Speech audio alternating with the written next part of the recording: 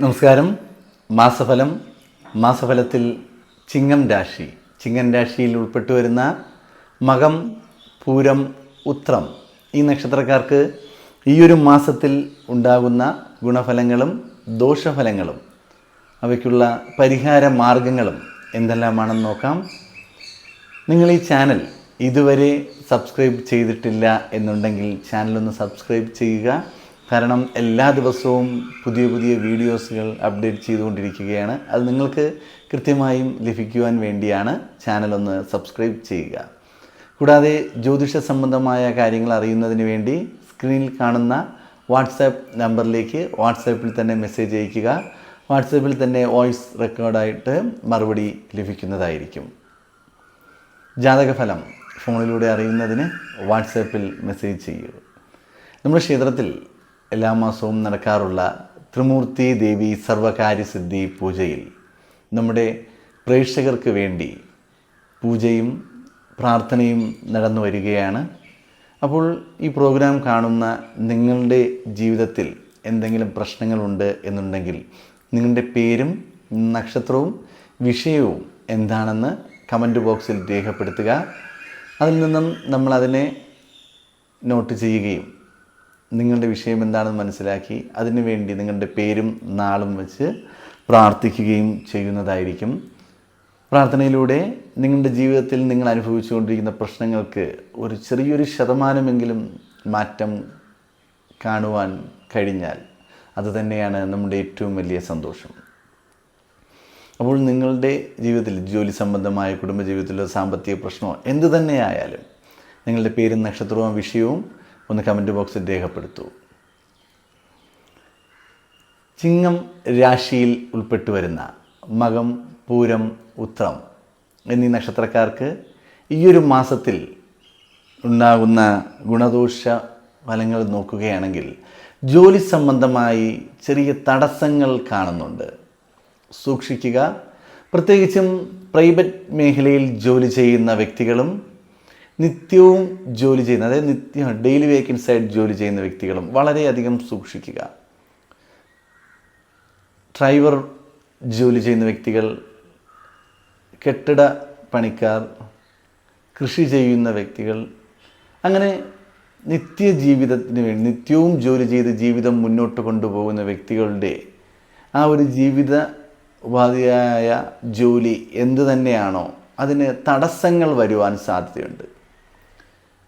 കാർഷിക മേഖലയിൽ ജോലി ചെയ്യുന്ന വ്യക്തികൾക്കാണെന്നുണ്ടെങ്കിൽ ജോലി ഇല്ലാത്ത ഒരു അവസ്ഥ ഉണ്ടാകുക, വരുമാനം നഷ്ടപ്പെടുന്ന ഒരവസ്ഥ ഈ ഒരു മാസത്തിൽ അങ്ങനെ കാണുന്നുണ്ട്.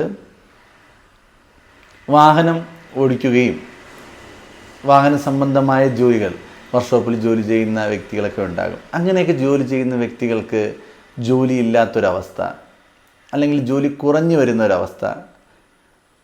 ഒരു ദിവസം 2000 രൂപയ്ക്ക് ജോലി ചെയ്യുന്ന വ്യക്തികൾക്ക് ചിലപ്പോൾ 500 രൂപയായിരിക്കും അന്നേ ദിവസം കിട്ടുന്നത്. ചിലപ്പോൾ 1000 രൂപയ്ക്ക് ജോലി ചെയ്തുകൊണ്ടിരുന്ന വ്യക്തികൾക്ക് 200 രൂപയായിരിക്കും കിട്ടുന്നത്. ഒരുപാട് നമ്മുടെ സാധാരണക്കാരുണ്ട്. ഓട്ടോറിക്ഷ ഓടിക്കുന്ന വ്യക്തികൾ, നിത്യവും കെട്ടിടപ്പണിക്ക് ജോലിക്ക് പോകുന്ന വ്യക്തികൾ, അങ്ങനെ ഒരുപാട് ആൾക്കാർ. അപ്പോൾ അവർക്കൊക്കെ ജോലി സംബന്ധമായിട്ട് ചെറിയൊരു ബുദ്ധിമുട്ട് കാണുന്നുണ്ട്. നിങ്ങൾ അയ്യപ്പ സ്വാമിയെ പ്രാർത്ഥിക്കുകയും പൂജിക്കുകയും ചെയ്യുന്നത് നല്ലതായിരിക്കും. ശനിയാഴ്ച ദിവസങ്ങളിൽ ക്ഷേത്രദർശനം നടത്തി അയ്യപ്പസ്വാമിക്കൊരു നീരാഞ്ജനം കഴിപ്പിക്കുകയൊക്കെ ചെയ്യുകയോ, അല്ലെങ്കിൽ നെയ്വിളക്ക് കഴിപ്പിക്കുകയോ, നെയ്യ് അഭിഷേകം നടത്തുകയോ, അതിനൊന്നും കഴിഞ്ഞില്ലെങ്കിൽ ഒരു പുഷ്പാഞ്ജലി നടത്തുകയോ, ഇനി അതിനും പറ്റുന്നില്ല എന്നുണ്ടെങ്കിൽ ഭഗവാനെ കണ്ട് തൊഴുത് പ്രാർത്ഥിക്കുകയോ ചെയ്യുന്നത് ഏറെ ഉത്തമമായിരിക്കും. യഥാശക്തി വഴിപാടുകൾ കഴിപ്പിച്ച് ഭഗവാനെ പ്രാർത്ഥിക്കുക. നിങ്ങളാൽ കഴിയുന്ന രീതിയിൽ നിങ്ങളുടെ കയ്യിൽ 100 രൂപയുണ്ടെങ്കിൽ അതിനനുസരിച്ച് വഴിപാട് നടത്താം. 50 രൂപയുണ്ടെങ്കിൽ അതിനനുസരിച്ച് വഴിപാട് നടത്താം. 10 രൂപയുണ്ടെങ്കിൽ അതിനനുസരിച്ച് വഴിപാട് നടത്താം. ഒന്നുമില്ല എന്നുണ്ടെങ്കിൽ ഭഗവാനെ കണ്ട് മനസ്സ് തുറന്നൊന്ന് പ്രാർത്ഥിക്കുക.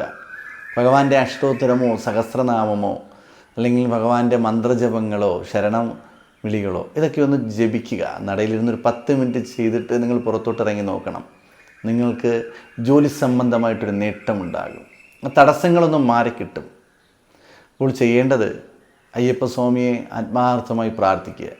കലിയുഗ വരദനാണ് അയ്യപ്പസ്വാമി. അപ്പോൾ ഈ ഒരു യുഗത്തിൽ പൂജിക്കേണ്ട ഏറ്റവും പ്രധാനപ്പെട്ട ദേവനാണ് അയ്യപ്പൻ.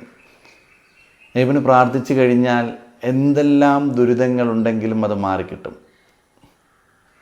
ജോലി സംബന്ധമായി വരുന്ന ബുദ്ധിമുട്ടുകൾ, സാമ്പത്തിക പ്രശ്നങ്ങൾ, ഇതെല്ലാം മാറുന്നതിന് ഭഗവാനെ പ്രാർത്ഥിക്കുകയും ഭഗവാന്റെ നാമം ജപിക്കുകയും ക്ഷേത്ര ദർശനം നടത്തുകയും ചെയ്യുന്ന ഉത്തമമായിരിക്കും.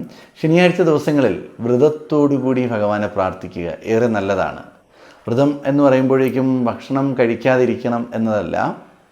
നോൺ വെജ് എല്ലാം ഉപേക്ഷിച്ച് ശനിയാഴ്ച ദിവസങ്ങളിൽ ഭഗവാന്റെ നാമം ജപിച്ചുകൊണ്ട് ഉണരുക, ക്ഷേത്ര ദർശനം നടത്തുക, ഭഗവാന്റെ നാമം ജപിച്ചുകൊണ്ട് അന്നത്തെ നിങ്ങളുടെ ജോലികൾ തുടരുക. വൈകുന്നേരവും കഴിയുമെന്നുണ്ടെങ്കിൽ ക്ഷേത്ര ദർശനം നടത്തുക, ഭഗവാന്റെ നാമമൊക്കെ ഒന്ന് ജപിക്കുക. കഴിയുമെങ്കിൽ ഒരു പുഷ്പാഞ്ജലിയോ നീരാഞ്ജനമോ നെയ്വിളക്കോ വഴിപാടോ എന്തെങ്കിലും ഒന്ന് നടത്തുക. എല്ലാം ചെയ്ത് മുന്നോട്ട് പോയാൽ ഭഗവാന്റെ അനുഗ്രഹം നിങ്ങൾക്കുണ്ടാകുകയും നിങ്ങളുടെ ജോലി സംബന്ധമായ തടസ്സങ്ങൾ മാറുകയും ബിസിനസ്സിൽ നേട്ടങ്ങൾ ഉണ്ടാകുകയും ചെയ്യും. പലതരം ബിസിനസ് ചെയ്യുന്ന വ്യക്തികളുണ്ട്. ലക്ഷക്കണക്കിന് രൂപ മുടക്കി ബിസിനസ് ചെയ്യുന്നവരും നിത്യം ജീവിതത്തിന് വേണ്ടി ഓരോ കച്ചവടങ്ങൾ ചെയ്ത് ജീവിക്കുന്ന വ്യക്തികളും. ഇവർക്കെല്ലാവർക്കും ഒരുപോലെ തന്നെയാണ് തടസ്സം വന്നുകൊണ്ടിരിക്കുന്നത്. ഈ തടസ്സങ്ങൾ മാറുന്നതിനും നേട്ടങ്ങൾ ഉണ്ടാകുന്നതിനും വിജയങ്ങൾ കൈവരിക്കുന്നതിനും വേണ്ടി അയ്യപ്പസ്വാമിയെ പ്രാർത്ഥിച്ച് മുന്നോട്ട് പോകുന്നത് വളരെ നല്ലത് തന്നെയായിരിക്കും. ജീവിതത്തിലുണ്ടാകുന്ന ബിസിനസ്സിൻ്റെ പരാജയം, ജോലിയുടെ തടസ്സങ്ങൾ, ഇതെല്ലാം മാറുന്നതിന് ഏറെ ഉത്തമം തന്നെയായിരിക്കും. മനസ്സിൽ എന്ത് കാര്യമാണോ ശരി എന്ന് തോന്നുന്നത് ആ കാര്യം അതേ സമയത്ത് ചെയ്ത് തീർത്താൽ നല്ലതേ വരികയുള്ളൂ. ഈശ്വര പ്രാർത്ഥനയോടുകൂടി നടക്കുന്ന വ്യക്തികൾ, ഭഗവാനെ വിചാരിച്ചുകൊണ്ട് ക്ഷേത്രദർശനമെല്ലാം നടത്തുകയും ഭഗവാന്റെ നാമം ജപിച്ചുകൊണ്ടിരിക്കുകയും ചെയ്യുന്ന വ്യക്തികൾക്ക് ഒരു കാര്യത്തിന് ഇറങ്ങുമ്പോൾ അത് തോന്നുകയാണെങ്കിൽ ഇന്ന് അവിടെ പോകണ്ട, ചിലപ്പോൾ പോയാൽ അത് ശരിയാകില്ല, അങ്ങനെ തോന്നുകയാണെങ്കിൽ പോകരുത്. കൃത്യമായി നിങ്ങളുടെ മനസ്സിൽ തോന്നുന്ന കാര്യങ്ങൾ നടക്കുവാൻ സാധ്യത വളരെ കൂടുതലായി കാണുന്ന ഒരു മാസം തന്നെയാണ്. ധൈര്യവും എടുത്തുചാട്ടവും ഇത്തിരി കൂടുതലായിരിക്കും. മറ്റുള്ളവരുടെ പ്രശ്നത്തിൽ പോയി തലയിടുകയും എന്നാൽ ആ പ്രശ്നം മുഴുവനും അവസാനം നമ്മുടെ തലയിലാകുകയും അതിൻ്റെ പിന്നാലെ നമ്മൾ പോവുകയും ചെയ്യുന്ന ഒരവസ്ഥയാണ് കണ്ടുകൊണ്ടിരിക്കുന്നത്. സൂക്ഷിക്കുക. ഏറെക്കുറെ കുടുംബജീവിതത്തിലാണ് ഈ പ്രശ്നങ്ങൾ സംഭവിച്ചുകൊണ്ടിരിക്കുന്നത്. മറ്റുള്ളവരുടെ കുടുംബജീവിതത്തിൽ പ്രശ്നങ്ങൾ തീർക്കുവാനായിട്ട് പോയി ഇടപെടുകയും തിരിച്ച് വീട്ടിലെത്തുമ്പോഴേക്കും അതിനേക്കാളും വലിയ പ്രശ്നമായിരിക്കും നമ്മുടെ കുടുംബത്തിൽ നടന്നുകൊണ്ടിരിക്കുന്നത്.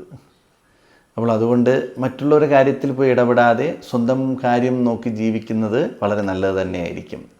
സാമ്പത്തിക സഹായം ചെയ്യാതിരിക്കുന്നത് ഉത്തമമായിരിക്കും. കാരണം പറ്റിക്കപ്പെടുവാൻ വളരെ എളുപ്പമാണ്. നിങ്ങളെ പറ്റിക്കുവാൻ വളരെ എളുപ്പമാണ്. സാമ്പത്തികപരമായി ആരെങ്കിലും സഹായിച്ചു കഴിഞ്ഞാൽ കിട്ടില്ല എന്ന് ഉറപ്പ് വരുത്തി തന്നെ കൊടുക്കുക. തിരിച്ച് കിട്ടും എന്ന് മനസ്സിൽ ആഗ്രഹിച്ചുകൊണ്ട് നിങ്ങൾ സഹായിച്ചു കഴിഞ്ഞാൽ ആ ധനം തിരികെ കിട്ടുവാൻ പോകുന്നില്ല. അപ്പോൾ ജോലി, ബിസിനസ്, സാമ്പത്തിക ചിലവുകൾ ഇതെല്ലാം വളരെ ശ്രദ്ധാപൂർവം കൈകാര്യം ചെയ്യുക. വിദ്യാർത്ഥികൾ മടിയും അലസതയും മാറ്റിവെച്ച് പഠിച്ചാൽ മാത്രമേ നിങ്ങൾക്ക് ജീവിതത്തിൽ മുന്നിലേക്ക് എത്തുവാൻ സാധിക്കുകയുള്ളൂ. അല്ലാത്ത പക്ഷം തടസ്സങ്ങൾ വന്നുകൊണ്ടേയിരിക്കും. വിദ്യാഭ്യാസപരമായ തടസ്സങ്ങൾ, കുടുംബജീവിതത്തിലുള്ള കലഹങ്ങൾ. സ്വന്തം കാര്യം നോക്കി സന്തോഷമായി ജീവിതം മുന്നോട്ട് കൊണ്ടുപോകുന്നത് നല്ലത് തന്നെയായിരിക്കും. അപ്പോൾ ഇങ്ങനെയുള്ള ദോഷങ്ങൾ മാറുന്നതിനും നേട്ടങ്ങൾ ഉണ്ടാകുന്നതിനും അയ്യപ്പസ്വാമി പ്രാർത്ഥിച്ചുകൊണ്ട് മുന്നോട്ട് പോകുന്നത് വളരെ നല്ലതായിരിക്കും.